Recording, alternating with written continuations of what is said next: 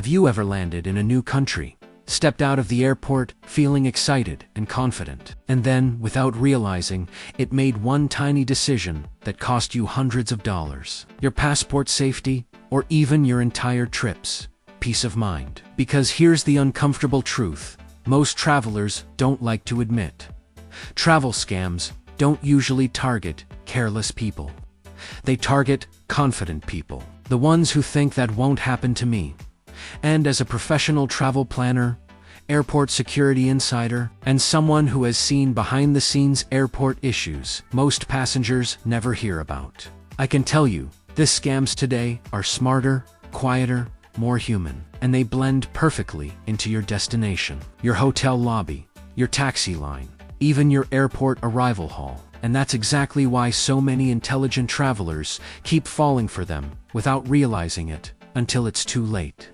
And it often starts the moment you land, when your brain is tired, your guard is down, and you're focused on getting to your hotel. Because one of the most common scams worldwide now begins right inside or just outside the airport, where unofficial taxi drivers dress, talk, and act like real airport staff, sometimes even holding fake badges or radios, confidently calling out your name or saying taxi, hotel transfer, in perfect English. And because you just flew for 10 hours, you follow them without questioning it, only to realize later that the meter is fake.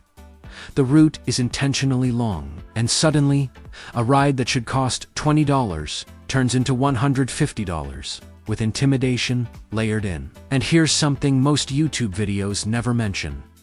Airports know this happens. Security knows this happens. But these scammers operate just outside the technical secure zone, making them incredibly difficult to remove. And the next scam often hits right after that, at your hotel, where someone calls your room, pretending to be the front desk, politely asking you to verify your passport details for credit card, because of a system error. And the reason this scam works so well is terrifyingly simple. Scammers often get your name and room number from luggage tags, overheard conversations, or even social engineering with hotel staff during busy check-ins. And yes, this happens more often in popular tourist cities than remote ones, because volume hides everything.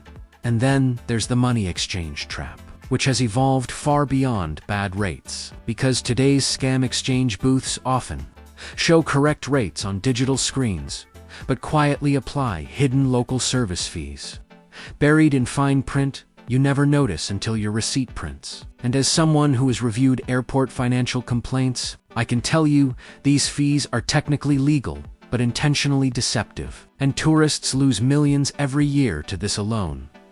Then comes the distraction scam, one of the oldest tricks in the book, but still painfully effective, where someone spills something on you, bumps into you apologetically, or asks for help with directions, while a second person lifts your wallet, phone, or passport. And here's the detail.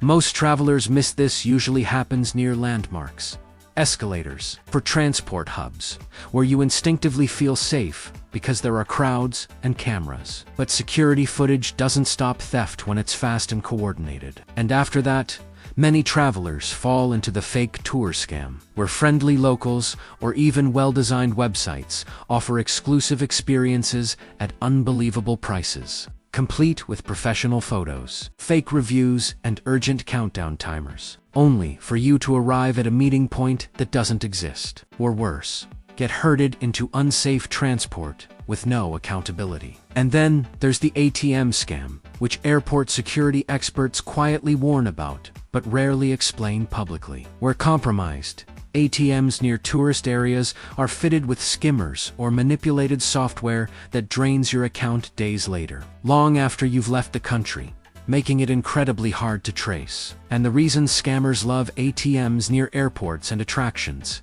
is because travelers use them impulsively, often at night, without checking for tampering. And it doesn't stop there, because even helpful strangers offering to take your photo can be part of a setup to steal your phone or pressure you into paying afterward. And some scams are so psychological you don't even realize you are targeted, like the fake police officer scam, where someone flashes a badge, claims there's a problem with your documents, then asks you to hand over your passport or wallet for inspection.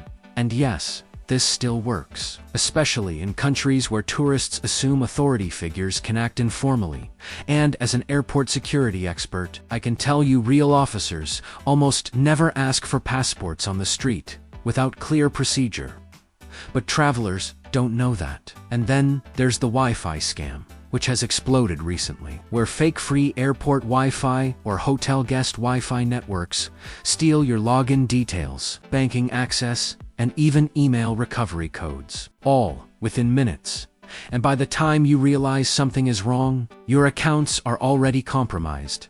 And one of the most heartbreaking scams I see involves fake emergency calls, where scammers contact travelers claiming a family member is in trouble back home, using information scraped from social media, and pressure them into sending money immediately.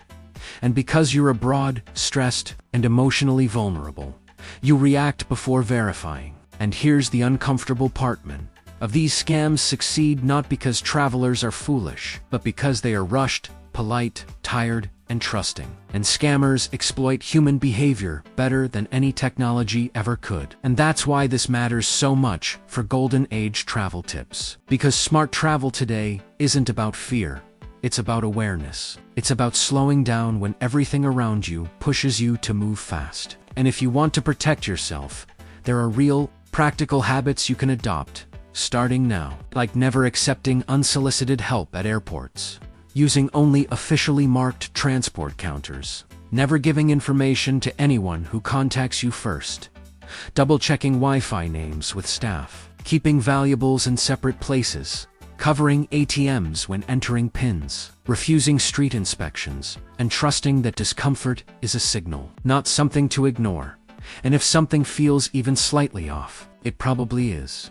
So pause, step away, and reassess. Because real professionals don't rush you, don't pressure you, and don't demand secrecy. And the biggest travel hack of all is this: confidence, mixed with caution, beats confidence alone every single time. So my suggestion for you is simple but powerful.